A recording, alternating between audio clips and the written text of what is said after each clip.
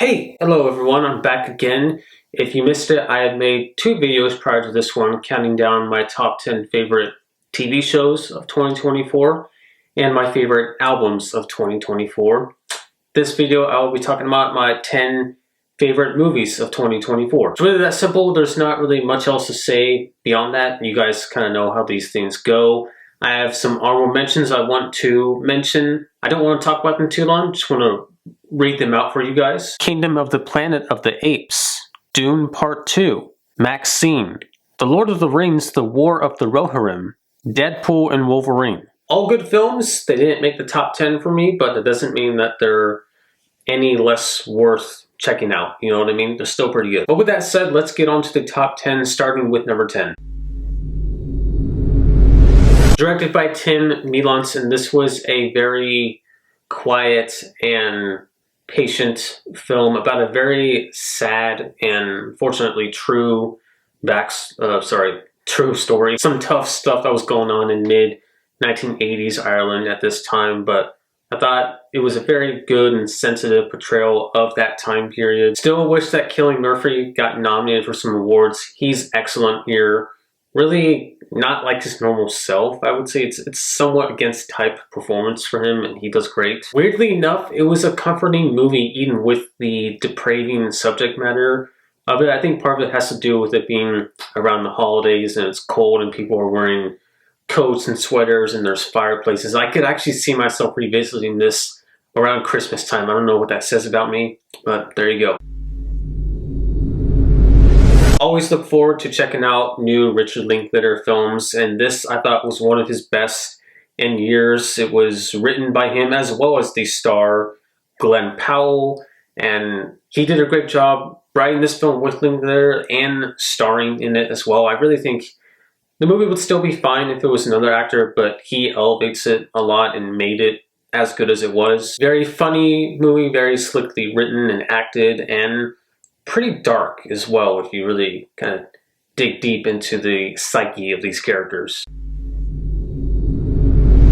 A sophomore film from Coralie Farsha that is unlike not only any sophomore film that I can think of I've ever seen, but really unlike most movies I've ever seen. What a weird movie. And I've seen some weird movies this year. I mean, the other two films I can think of that Mark Pauly was in this year were also both kind of out there, those being Driveway Dolls and Kinds of Kindness. But this probably takes the cake as the most bizarre film experience that I was witness to this year. Some incredible performances from Demi Moore and Margaret Qualley alike, and such a unique visual experience too, the way it's shot, the way things are framed.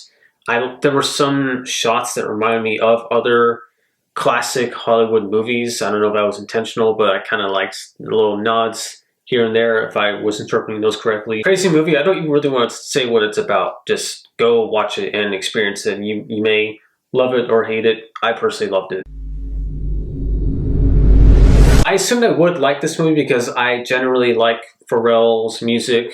Especially when it comes to his producing, I think he's actually even better on that front. But I like some of his solo stuff too. And I like the Lego animation, that style of animation. I remember past summer in my Redbox video I made, I had said at one point that I wish there were more Lego animated movies. And then sure enough, we get this fall. And I mean, it turns out great. It's a documentary about Pharrell, for those who don't know, told in Lego animation form. And it made for a very engrossing experience and very informative too. There was a lot that I knew about Pharrell, especially regarding his musical journey, I guess you could call it. But there was also quite a bit in here that I did not know, and I was very just pleased to learn all this stuff, and it was a very interesting and fun movie. With Rudy Mancuso's music, you get a familiar-ish story, but told in a very new and different way, and in a musical format-ish. I really enjoyed how he made this movie, how he directed it. His acting was really good too, but in particular just the way that his character's mind was portrayed, how he just always has music and always is hearing rhythm and notes going on in his head just from talking with people and hearing different sounds in the world. It's something that I somewhat relate to. I have OCD a little bit, and I do tend to get similarly distracted just from things like that, and I just really enjoyed that part of the movie a lot. And also how, even though it was a generic story, it goes in a direction that I didn't expect it to. It was actually fairly unpredictable and didn't have a generic ending. He doesn't necessarily get the girl like you're expecting him to, but it actually has a very wholesome ending and a realistic ending too, even with how wholesome it is. And I just thought it was one of the best movies of the year, obviously. A classic story slash classic silent film from the 20th century, brought to life in modern times by the great Bob Eggers. In my opinion, the great Bob Eggers. I think people should be already considering him a terrific auteur of modern filmmaking. He proves once again just his talent with this release here, a beautiful rendition of this classic story. Some stunning visual effects and makeup here. The Nosferatu character himself is a sight to behold. I cannot believe that is Bill Skarsgård. Everyone is saying that, I know, but seriously, like, if you're annoyed by people saying that, go see this movie and try not to have the same reaction. I dare you. Had a great time with this one. It was also just beautiful to look at. I love that I saw this in the theater because on the big screen it just looked amazing.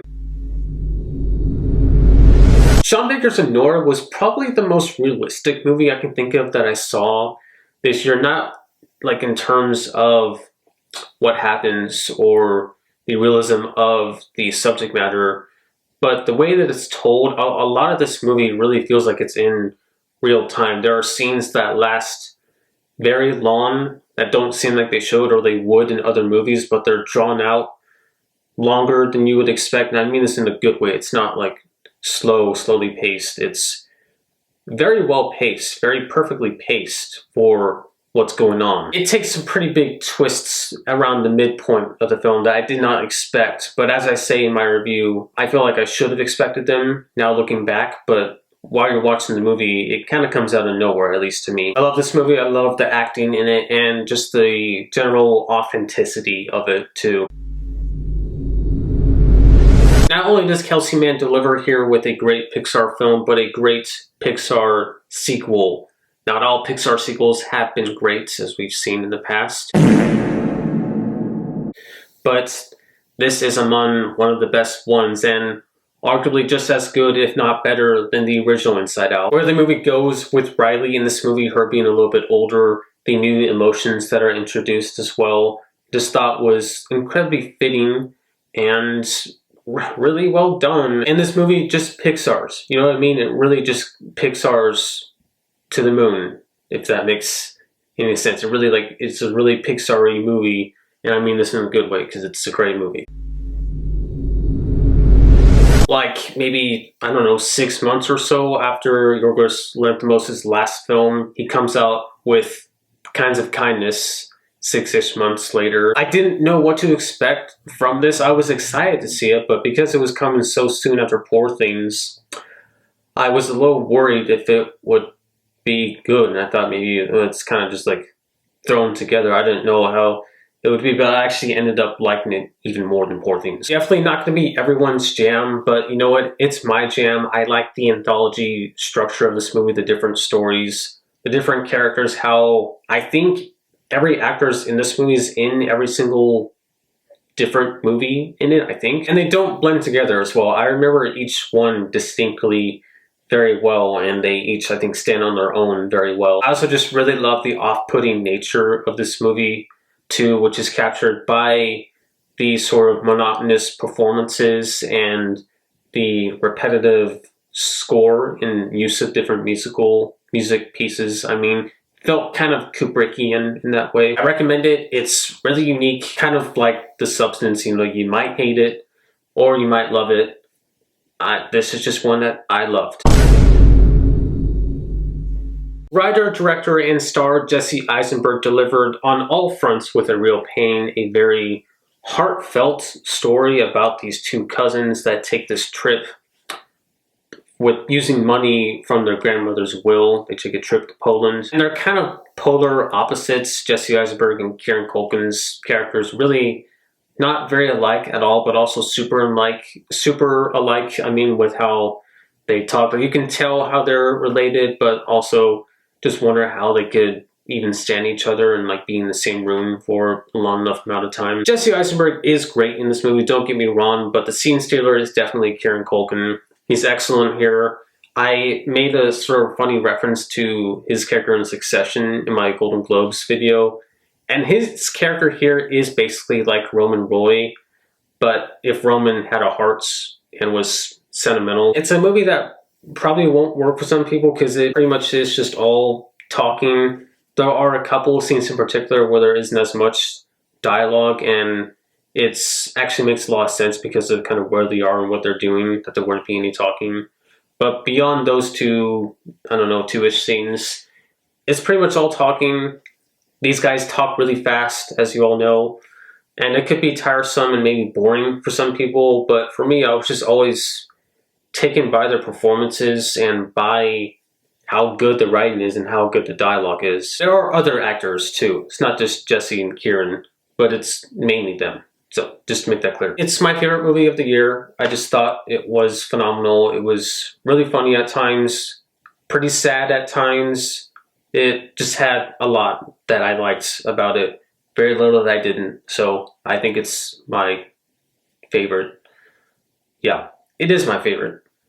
Be more confident, Eric. Okay, well that is it for my favorite movies of this year.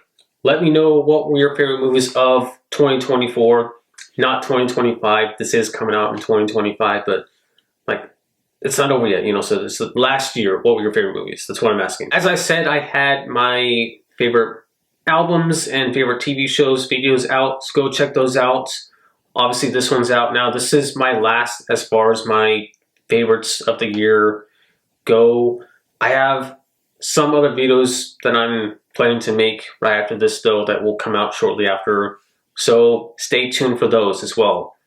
I'm not leaving just yet, alright? Alright, but I actually am leaving now just for a minute, so yeah, that's it for this video. Thank you for watching and peace out.